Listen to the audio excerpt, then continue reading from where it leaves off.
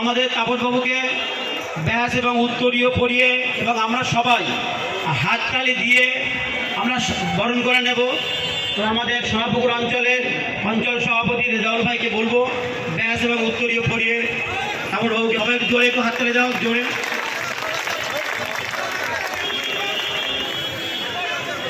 আসলে এরা রবীন্দ্রনাথকে বেঁচে খায়, এরা বিবেকানন্দকে বেঁচে খায়, বিবেকানন্দকে মানে না। এরা বঙ্কিমচন্দ্রকে বেঁচে খায়, কিন্তু এরা বঙ্কিমচন্দ্রকে চেনে না, জানে না। আজকে ওরা প্রথমেই আক্রমণ নামালো এসেই দেখুন, যেটা ওদের পলিটিক্যাল এজেন্ডা ছিল না, নির্বাচনের কোনো এজেন্ডাই ছিল না, হকার উচ্ছেদ। প্রথমে সেই হকারকে উচ্ছেদ করবে, এটা আমরা জানতাম।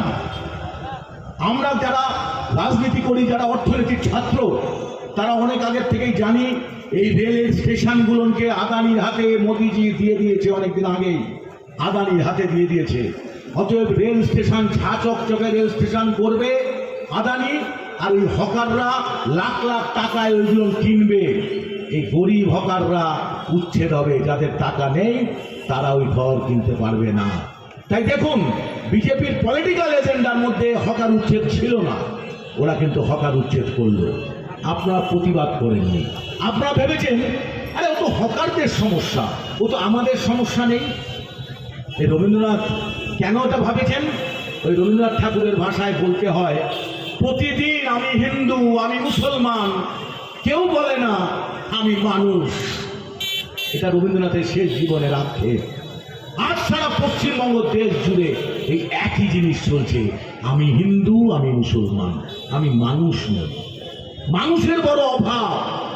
কোন মানুষ? যে মানুষ এই জন্মে জন্মগ্রহণ করেছে, এই দেশের মাটিতে জন্মগ্রহণ করেছে, এই দেশকে ভালোবাসে, তাকে প্রমাণ দিতে হবে না সে রাষ্ট্রবাদী কিনা।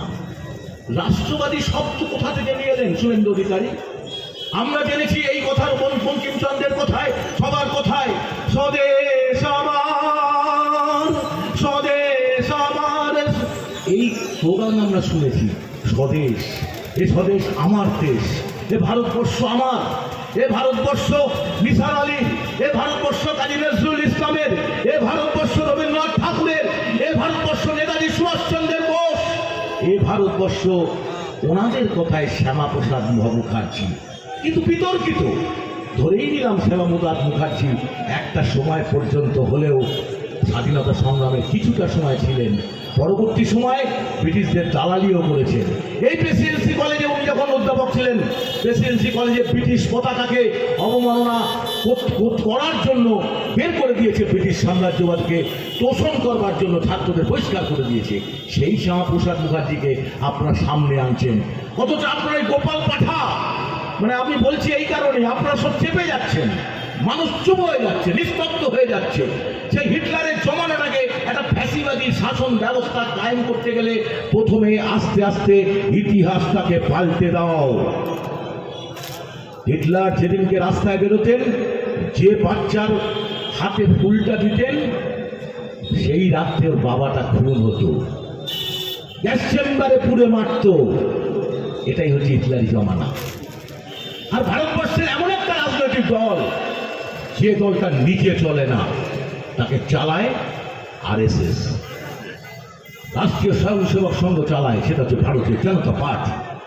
সেই সরকারটা এখানে ক্ষমতা এসছে। আপনারা ভাবছেন মানুষের ভোটে? যারা বিজেপিকে ভোট দিয়েছেন, বিজেপিকে ভালোবেসে ভোট দিয়েছেন? না, এই খালেদ মোল্লার মতন লোকেরা, ওই গোপালপুরে ফেরি দখল করে খায় যে সমস্ত পঞ্চায়েতের নেতারা, বিজেপিকে সম্পত্তি দখল করে রেখে নিয়ে খাচ্ছে যে নেতারা, প্রাতিষ্ঠানিক দুর্নীতিগ্রস্ত একটা সরকার মমতা ব্যানার্জির নেতৃত্বে প্রতিষ্ঠিত হয়েছে একটা বিশেষ সম্প্রদায়কে মানে সমাজ বিরোধী বানানোর মধ্যে দিয়ে দেশটাকে হিন্দু মুসলমানের, রাজ্যটাকে হিন্দু মুসলমানের বিভাজনের জন্য উনি শুধু ডিম পাড়িয়েছিলেন। সেই ডিমটায় তা দিয়েছে ভারতীয় জনতা পার্টি, আরএসএস। বিজেপি ক্ষমতায় এসছে সমস্ত পরিকাঠামো তৈরি করে। যে পরিকাঠামোর প্রথম পরিকাঠামো হচ্ছে এসআইআর, স্পেশাল ইন্টেনসিভ রিভিশন। আপনারা অনেকে 2002 সালে দেখেননি, আমি 2002 সালে তো এসআইআর ভোটে নাগরিক ছিলাম, তখন জানতোই না এসআইআরটা কি। বিহারের নির্বাচনের পরেই আমরা বুঝতে পেরেছিলাম, যারা রাজনীতির ছাত্র, যারা অর্থনীতি নিয়ে পড়াশোনা করেছি, যারা প্রতিদিন পড়াশোনা করে রাজনীতিটা করি, আমরা বুঝেছিলাম বিহারের এসআইআর মধ্যে দিয়ে নাম বাদ দিয়ে এর পরের হাত ওদের পরিকল্পনাটা হচ্ছে পশ্চিমবঙ্গ। কারণ ওদের করিডর হচ্ছে বিহার, পশ্চিমবঙ্গ, ত্রিপুরা, আসাম, মেঘালয়, এই বিস্তীর্ণ নর্থ ইস্ট সহ বাংলাদেশ লাগোয়া জায়গাটাকে, করিডরটাকে যে কোনো মূল্যে দখল নিতে হবে। কেন দখল নিতে হবে? আমি আজকে ভোর 7টায় ফিরেছি উত্তরবঙ্গ থেকে। কারণ আমি দীর্ঘদিন ধরে, জানেন আপনারা আমার পরিচয় যারা জানেন, আমি দলিত আদিবাসীদের নিয়ে লড়াই করছি প্রায় 40-45 বছর ধরে। আইএসএফ তো 21 সালে জন্মগ্রহণ করেছে। আমার চাকরি ছেড়ে দিয়ে আমি রাজনীতিতে এসেছি মানুষের সেবা করতে। একটা পাওয়ার পেলে কিছু করা যায়, মানুষ তাই নিয়ে আমরা হেরেছি মানে তো হারিয়ে যায়নি। আপনারা জানেন, ঘুরতে যান বক্সা, জয়ন্তী, নিউ আলিপুরদুয়ার একটা বিস্তীর্ণ অঞ্চল, যেটা হচ্ছে একদম আসামের বরাবর, ভুটান বরাবর, যেখান থেকে আসাম ভুটান, এই করিডরটাকে খনিজ পদার্থ আছে। ওখানে যে এখনো কিছু আদিবাসী আছে যারও আগেকার দিনে যাওয়া তার সম্প্রদায়ের, তাদেরকে এখন উচ্ছেদ করবার চেষ্টা করছে। কেন উচ্ছেদ করবার চেষ্টা করছে? জয়ন্তী একটা, বক্সা, জয়ন্তী, এই বিস্তীর্ণ অঞ্চলটা একটা টুরিস্ট প্লেস। এই টুরিস্ট প্লেস থেকে আদিবাসীদের উচ্ছেদ করো। আমি মিটিং ছিল শনিবার, আমি শনিবার পৌঁছেছি, কালকেই আমি রওনা দিয়ে আবার আজকে এই মিটিংটা আসবো বলে সকালে ফিরে এসেছি। আপনি কল্পনা করতে পারবেন না, সেই আদিবাসীদের উচ্ছেদ করে ওখানে আম্বানি আদানিদের হাতে তুলে দেবে খনিজ সম্পদ। এটা হচ্ছে মূল উদ্দেশ্য। নতুন করে ওদেরকে লড়াই করবার জন্য আবার আমি 4 তারিখে বেরিয়ে যাচ্ছি ওই অঞ্চলে। অর্থাৎ এই সরকারটা আসার পরে পশ্চিমবঙ্গের মাটিতে যত খনিজ সম্পদ আছে, সেই খনিজ সম্পদকে প্রাইভেটাইজেশন করে দেওয়া, আদানি আম্বানিদের হাতে তুলে দেওয়া। আর এটা করার জন্য এসআইআরটা করতে হয়েছে। এসআইআর এর মধ্যে দিয়ে নাম একটা সরকার ক্ষমতা আসার জন্য যে কটা ইনফ্রাস্ট্রাকচার, রাষ্ট্র, এই যে বারবার শুভেন্দু অধিকারী বলছে না রাষ্ট্রবাদী, আরে আমরা তো স্বদেশী। এতদিন আমি কাজী নজরুল ইসলামের কথায়, রবীন্দ্রনাথের কথায়, নেতাজি সুভাষচন্দ্রের কথায়, আমরা বঙ্কিমচন্দ্রের কথায় আমরা স্বদেশকে জেনে এসেছি। স্বদেশ, বুঝে বললাম না, স্বদেশ আমার, স্বদেশ আমার কি বা জননী, এই যে গান যে আমরা ছোট থেকে শুনে এসেছি। আজকে শুভেন্দু অধিকারী থেকে কি রাষ্ট্রবাদী শিখতে হবে না দেশপ্রেম শিখতে হবে? যে আরএসএস 1931 সালের হিন্দি পেট্রিয়ট পত্রিকায় সাভারকার, গোয়ালকার, যারা আরএসএস এর থিঙ্ক পার্সন, যারা আরএসএস থেকে গঠন করেছিলেন 1931 সালে আন্দামান নিকোবর দ্বীপপুঞ্জের জেল থেকে মুসলেখা দিচ্ছে সাভারকার, গোয়ালকার, যাদের নামে দেখবেন রাস্তাঘাট শুরু করে দেবে ইতিমধ্যে। ঠিক যেমনটা গোপাল মুখার্জি, গোপাল পাঠান নামে যে রাস্তাটা করছে সোহরাওয়ার্দীকে নাম বাদ দিয়ে। আসলে সোহরাওয়ার্দী মুসলিম নাম। ওরা যে সোহরাওয়ার্দীর কথা বলছেন, যে সোহরাওয়ার্দী পাকিস্তানের প্রধানমন্ত্রী, এ সোহরাওয়ার্দী সে নয়। ইতিহাসে শিক্ষাটা নেই, অত ইতিহাসটা গুলিয়ে দাও, যে কোনো মুসলিম নামকে বাতিল করে দাও। তার মানে এদের এজেন্ডা, বিজেপির এজেন্ডা হচ্ছে হিন্দুস্তান গড়ে তোলা। আজকে অনেকে, আমাদেরও অনেক ছেলেরা হয়তো ভেবেছে বিজেপি জিতেছে, এবার আমরা তৃণমূলদের খেলানো শুরু করে দেবো। ওরা খেলাতো, আমরাও খেলাবো বিজেপিকে সাথে নিয়ে। ভুল করবেন। আমি যে কবিতাটা বললাম, আজকে ওরা হকারকে মারছে, আপনি চুপ করে আছেন। কালকে এই রাস্তার দোকানগুলো ভাঙবে, পিডব্লিউডির সমস্ত রাস্তায় যা দোকান আছে ভাঙবে, মিলিয়ে নেবেন কথাটা। ঢেরো ঢেরো ঢেরো হকারদের জন্য প্রতিবাদ করেননি, তারপরে যখন আপনাদের দোকানগুলো ভাঙবে, অবৈধভাবে দোকান আছে, তখনও আপনি প্রতিবাদ করবেন না। তারপরে আপনার জায়গাটা নেবে, যদি প্রয়োজন হয় আপনার বাড়ির জায়গাটা নেবে, তখনও আপনি প্রতিবাদ করতে গেলে দেখবেন পিছনে কেউ নেই। ঠিক এসআইআর এর ক্ষেত্রে ভেবেছিলেন আজকে মুসলিম সমাজের নাম বাদ যাবে। হ্যাঁ, এটা ঘটনা। আমি অশোকনগর বিধানসভার অবজারভার, ওখানকার আমি ক্যান্ডিডেট ছিলাম, আপনারা জানেন। 18,113 জনের নাম আন্ডার এডুকেশনে আছে। তার মধ্যে 16,116 জন হচ্ছে মুসলিম সমাজে, তার মধ্যে 9,000 মুসলিম মহিলা যাদের জন্ম ভারতবর্ষে। হ্যাঁ, কি করতে হবে স্যার নিয়ে? আমরা গেছিলাম ডেপুটেশনে, পরিষ্কার করে আপনাদের বলি, ভিডিও দিয়ে কিছু হবে না। ভিডিওর হাতে কিছু নেই, ভিডিও যাই বলুক কিচ্ছু নেই। ভিডিও যেটা পারবে, যদি বিআরবি যেটা বলে থাকে, আমি এটা সংশোধন করে দিয়ে যাচ্ছি এবং আপনারা খবর পাবেন কোথায় কি করতে হবে। ভিডিও যেগুলো ডিলিট হয়ে গেছে, এই ডিলিট ভোটারগুলোকে 6 নম্বর ফর্ম ফিল আপের মধ্যে দিয়ে একটা প্রক্রিয়ার মধ্যে দিয়ে নাম তুলবে। আর আন্ডার এডুকেশন অর্থাৎ যেটা আপনি কন্ট্রোল বাই দ্য ট্রাইব্যুনাল, সে ট্রাইব্যুনালে আজকে খেয়ে নিয়ে গেল। ট্রাইব্যুনাল তো ছিল না, আগে তো বাড়ি বাড়ি যেত, ভোটে নাম উঠে যেত, বাড়ি বাড়ি গিয়ে সংশোধন হতো, সেটাই তো হচ্ছিল। হঠাৎ মমতা ব্যানার্জি সুপ্রিম কোর্টে চলে গেলেন, এটা বুঝতে হবে। আজকে আপনারা বলছেন বিজেপি ক্ষমতায় এসছে, না, 15 বছরের কন্ট্রাক্ট ছিল মমতা ব্যানার্জির সাথে। আমরা বলেছিলাম যে তৃণমূল আর বিজেপি একটাই ফুলেও দুটো ফুল, কিন্তু একটা ফুল কন্ট্রোল করে, control by the Nagpur, RSS control করে। আজকে প্রমাণিত, সত্যি প্রমাণিত হয়েছে। আমরা বিজেপি বলেছিলাম ওর জন্য, যার ফলে কি হয়েছে, এই যে সুপ্রিম কোর্টে চলে গেলেন মমতা ব্যানার্জি, গিয়ে কি বললেন, আমি ওসব মানি না, নির্বাচন কমিশনকে বিশ্বাস করি না, আমাকে না আপনার আইনি সহায়তা দিন, কি বিচারকরা বিচার করুক। অর্থাৎ ট্রাইব্যুনাল তৈরি করে দিল, সুপ্রিম কোর্ট ট্রাইব্যুনাল তৈরি করে দিল, আপনি গেরোয় চলে গেলেন।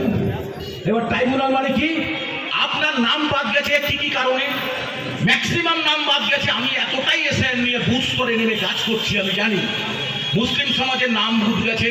2002 সালে বাবার নাম ছিল রহমান মণ্ডল, মানে রহমান মণ্ডল, হয়তো এবার হয়ে গেছে রহমান মোল্লা, বা এমডি রহমান হয়ে গেছে হয়তো মোহাম্মদ রহমান।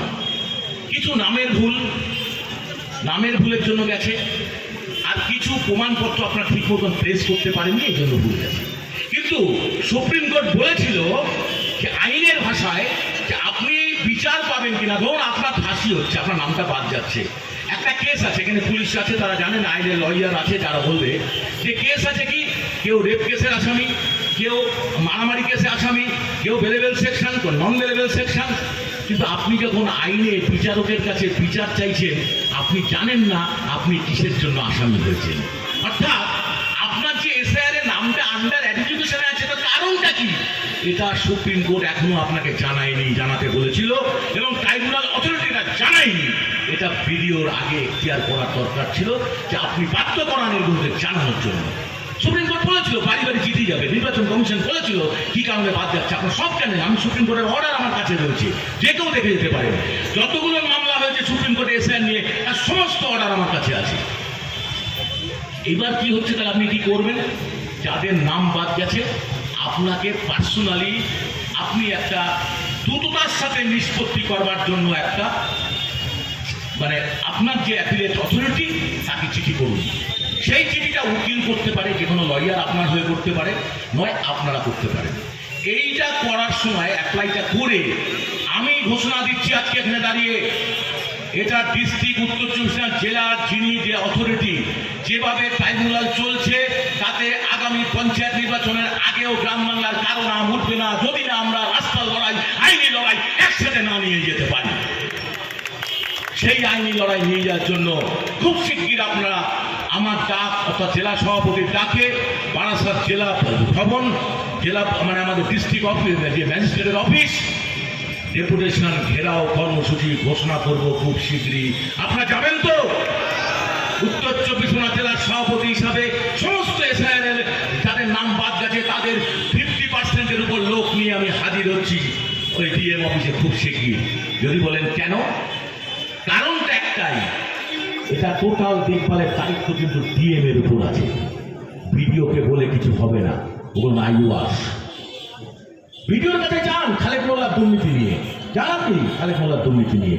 এই এখানকার যে সমস্ত মানে কি বলবো, জব কার্ড হোল্ডার প্রচুর, সব জায়গায় আপনার ভুয়ো জব কার্ড আছে, ধরুন বুথ স্তর থেকে সেটা ধরে নিয়ে ভিডিওকে বাধ্য করুন, এফআইআর করুন, ভিডিওকে বলুন আপনার এফআইআর করতে, বাধ্য করুন ভিডিওকে।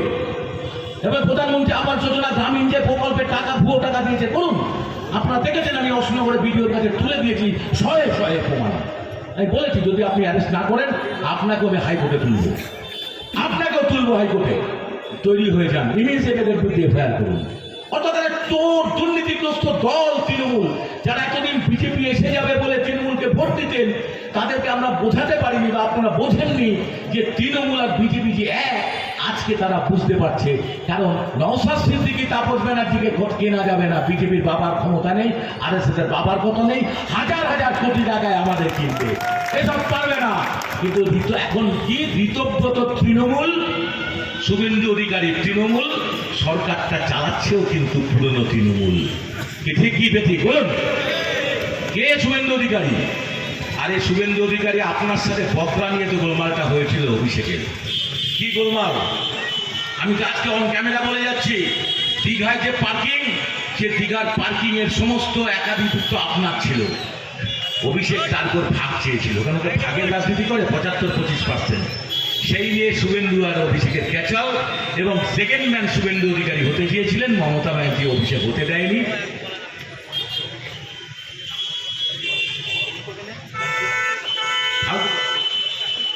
সেইখানে দাঁড়িয়ে শুভেন্দু অধিকারী সাথে গন্ডগোল লাগলো, আপনি মুখ্যমন্ত্রী হলেন বিজেপিতে গিয়ে। আরে অর্জুন সিং, এখানকার অনেকে অর্জুন সিং এর কাছে আছে। এই লোক এই বিধানসভা ভোটের কিছুদিন আগেও তো তৃণমূল করেছেন।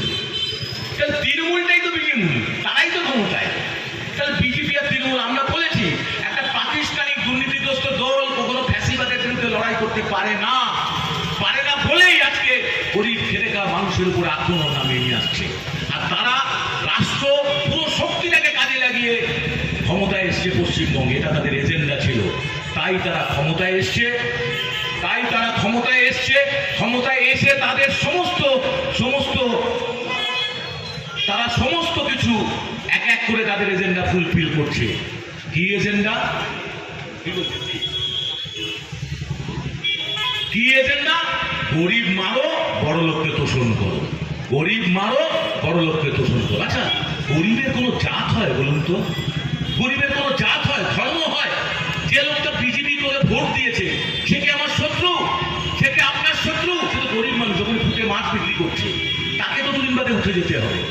সে তো প্রশ্ন করবে, আমি তো বিজেপিকে ভোট দিয়েছিলাম, আমাকে উঠে যেতে হলো কেন? তাকে বুঝতে বোঝাতে হবে যে তোমার জন্য এই সরকারটা নয়, এই সরকারটা বড় লোকের সরকার, এই সরকারটা কর্পোরেটদের স্বার্থ চরিতার্থ করার সরকার। মাঝখানে দাঁড়িয়ে যে কটা রাস্তাঘাট পরিবর্তন এইসব করছে, এই সব কটা আইওয়াস আসলে গরিব মারো, বড় লোকের সেবা করো। এর নাম হচ্ছে বিজেপি পার্টি। যত দিন যাবে ততদিন আপনারা বুঝবেন। স্বাভাবিক কারণেই তাহলে আমাদের করণীয় কি? বিজেপির ভালো কাজ ছাড়া ভালো কাজ বুঝি না। একটা বোধক্ষম ধারণা আছে অনেকের, সরকার যা করে সব ভালো। সরকার আমার আপনার জন্য নয়, গরিব মানুষের জন্য সরকার নয়। কারণ রাষ্ট্র ব্যবস্থাটা বলতে হবে, আপনি 3 টুকরো রুটি চাইবেন, আপনাকে 1 টুকরো ছুটে দেবে। আপনি বলে পা বাবা 1 টুকরো তো দিল, কিন্তু আর 2 টুকরো কে খেলো? ওটা খেলো কিন্তু ধীরুভাই আম্বানি আর আদানি, টাটা, বিড়লা, গোয়েঙ্কা। অর্থাৎ আপনি যে গরিব, আরো গরিব হচ্ছেন। কেন হচ্ছেন? কারণ ভারতবর্ষের সমস্ত 70% সম্পদের মালিক ওই টাটা, বিড়লা, গোয়েঙ্কা। 30% মানে মানুষ, আর ভারতবর্ষের 30% সম্পদের মালিক হচ্ছে 70% মানুষ। এই যে ধনবৈষম্য, এই ধনবৈষম্য যতক্ষণ পর্যন্ত না বুঝবে, ওই অন্নপূর্ণা ভাণ্ডার, ওই যুবশক্তি ভাণ্ডার, ওই ভাণ্ডার দিয়ে আপনাকে একটু ঠান্ডা রাখতে পারে, কিন্তু গরিব কিন্তু বড়লোক হবে না। আর বড়লোক আরো বড়লোক হবে, গরিব আরো গরিব হবে। তাহলে আপনার করণীয় কি? শ্রমজীবী খেটে খাওয়া মানুষের জোটবদ্ধতা, ঐক্যবদ্ধতা। গরিব খেটে খাওয়া মানুষকে জোট বাঁধতে হবে। আর এই জোট বাঁধতে যাতে না পারে, তার জন্য হিন্দু খত্রমে হয়, মুসলিম সমাজ বিরোধী।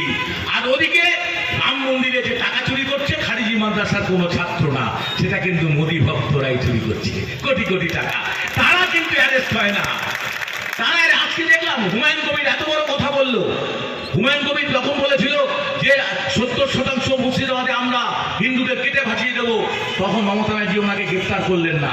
আবার কালকে হুমায়ুন কবির ওই বেলডাঙ্গা দাঁড়িয়ে বলেছে মুসলিমদের দিয়ে সেটা ভাঙবো। আজকে শুভেন্দু অধিকারী একটু বকে দিয়েছে, বুঝেছেন? একটু বকে দিয়েছে, দেখবেন ভিডিওটা, একটু বকা ঝকা করে দিয়েছে। মানে ব্যাপারটা বুঝছেন তো কি হচ্ছে, চলছে বিধানসভায়।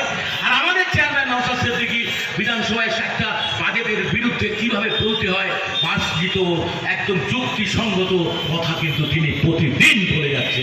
যে জন্য তাকে বিধানসভায় পাঠিয়েছি আমরা। তিনি আমাদের নেতা, আমাদের পার্টির চেয়ারম্যান। আমরা সংগঠনটাকে শক্তিশালী করলে ওখানে চিৎকার করবে নওশাদ সিদ্দিকী। এই জন্যই আমরা নওশাদ সিদ্দিকীকে পাঠিয়েছি। আর সাথে সাথে একটা জিনিস মনে রাখবেন, আইএসএফ এর দল, আইএসএফ এর সাথে কোনো এখন কারো কোনো রাজনৈতিক কোনো জোটফোট নেই। আমাদের পরিষ্কার ভাষায় আপনাদের বলে যাই, জোট ছিল ভোটে। এখন আইএসএফটা নিজের পায়ে দাঁড়ানোর জন্য, নতুন নেতৃত্ব তৈরি করবার জন্য, আমি সাংগঠনিক পার্টির কথা বলে যাচ্ছি। নিজেরা বুথ কমিটি শক্তিশালী করুন, বুথকে শক্তিশালী করুন। নিজের পায়ে দাঁড়ানোর চেষ্টা করুন, নিজেরা নেতা হয়ে উঠুন। যেমন ভাবে আমার মতন একটা সিনিয়র মোস্ট সিনিয়র লিডার হিসাবে নওশাদ সিদ্দিকীকে নেতা মানছি, কারণ কি আগামী প্রজন্ম নওশাদ সিদ্দিকী তৈরি করবে হাজার হাজার। দায়িত্ব আমাদের সংগঠক হিসাবে আমাদের দায়িত্ব বর্তায়, কিন্তু নওশাদ সিদ্দিকী হতে হবে, আরো হাজার হাজার নওশাদ সিদ্দিকীকে তৈরি করতে হবে। তার দায়িত্ব আমাদের মতন যারা সাংগঠনিক পার্টি আমরা কাজ করছি, যারা সংগঠনটাকে এগিয়ে নিয়ে যাচ্ছি। আইএসএফ একার না পায়ে চলবে, আইএসএফ একা লড়বে। হ্যাঁ, ফ্যাসিবাদের বিরুদ্ধে লড়াই করতে গেলে বৃহত্তর জোট। আপনার শক্তি যদি কমে যায়, আপনি ফ্যাসিবাদের বিরুদ্ধে জোট বাঁধবেন কার সাথে? আগে নিজের শক্তি ঠিক করুন। আপনার বাড়িতে এসে লাথি মারছে আপনাকে, যখন ওই খালেদ মোল্লা আইএসএফ এর উপর একচেটিয়াভাবে আক্রমণ করছিল, বাইজিৎকে মারছিল, মেরে ফেলার চেষ্টা করেছিল, আমাদের ঢুকেছি মিটিং করতে, আমি শামসুল মাস্টার বোমাবাজি হলো যাতে মিটিংটা না হয়, তখন কটা পার্টি আমাদের পাশে ছিল? দাদা কেউ দাঁড়িয়েছিল? বলুন জোরে। কেউ দাঁড়ায়নি। এখন সবাই সুখের দিন ভাবছে, দিন ভালো এসছে, মোটেই দিনটা ভালো আসেনি। যাদের মধ্যে এখনো এই চিন্তা ভাবনা আছে আগে রাম পরে বাম, তারা কোনোদিনই কিন্তু বামে ফিরতে পারবে না। আর কোনোদিন ভোট ট্রান্সফার করলে আর কোনোদিন ফেরত আসবে না। স্বাভাবিক কারণেই আইএসএফ প্রকৃত একটা বামপন্থী দল হিসাবে আত্মপ্রকাশ করছে। কেন বলছে কথা? বামপন্থা কাকে বলে? এখানে যারা বসে আছে প্রান্তিক মানুষ, গরিব খেটে খাওয়া মানুষ। এই গরিব খেটে খাওয়া প্রান্তিক মানুষই পুঁজিবাদকে আর আঘাত আনবে। পুঁজিবাদের দ্বারা নিষ্পেষিত হচ্ছে গরিব খেটে খাওয়া মানুষ। আর আইএসএফ হচ্ছে একটা ছোট লোকের দল, গরিবের দল, খেটে খাওয়া মানুষের দল। তারা বামপন্থী না। আর মধ্যবিত্ত কিছু ব্রাহ্মণ্যবাদী হিন্দুত্ববাদী লোকেরা নিজেদেরকে শুধু লাল ঝান্ডাটা হাতে তুলে বামপন্থী বললে হবে না। বামপন্থী উঠে আসবে নিচু তলার প্রান্তিক মানুষের নেতৃত্বকে। তাপস ব্যানার্জি নয়, উঠে আসবে নিমাই মুন্ডা, উঠে আসবে রুল আমিন, যাদেরকে এতদিন লাঞ্ছিত বঞ্চিত করে রাখা হয়েছিল, তাদেরকে তুলে নিয়ে এসে নেতৃত্ব বানানোর মধ্যে দিয়ে প্রান্তিক মানুষের পার্টি, গরিব খেটে খাওয়া মানুষের পার্টি, ওই তথাকথিত মধ্যবিত্ত যে সমস্ত সুবিধাবাদী শ্রেণী বিলং করেন, তারা বলে ছোট লোক। হ্যাঁ, আমরা ছোট লোকের পার্টি বলতে গর্ব হয়, আমার নিজের গর্ব হয়। কারণ ছোট লোক কাদের বলা হয়? গরিবদের বলা হয়, খেটে খাওয়া মানুষদের বলা হয়। সেই পার্টিটা আইএসএফ। আর সেই আইএসএফই শক্তিশালী হয়ে পুঁজিবাদের বিরুদ্ধে, সাম্রাজ্যবাদের বিরুদ্ধে লড়াইকে ধান দেবে, ফ্যাসিবাদকে রুখে দাঁড়াবে আত্মবলিদানের মধ্যে দিয়ে। যেমন তিতুমির আত্মবলিদান দিয়েছে, যেমন আশরাফুল্লাহ খান আত্মবলিদান দিয়েছে, যেমন বিনয় বাদল ক্ষুদিরাম আত্মবলিদান দিয়েছেন, সেই আত্মবলিদান নতুন করে দেওয়ার জন্য আইএসএফ রাস্তায় থাকবে, আইনে থাকবে, লড়াইতে থাকবে। আপনারা থাকবেন এই বিশ্বাস থেকে সবাইকে ধন্যবাদ দিয়ে আমার বক্তব্য শেষ করছি। ইনকলাব জিন্দাবাদ, আইএসএফ জিন্দাবাদ, চেয়ারম্যান নওশাদ সিদ্দিকী ভাইজান জিন্দাবাদ।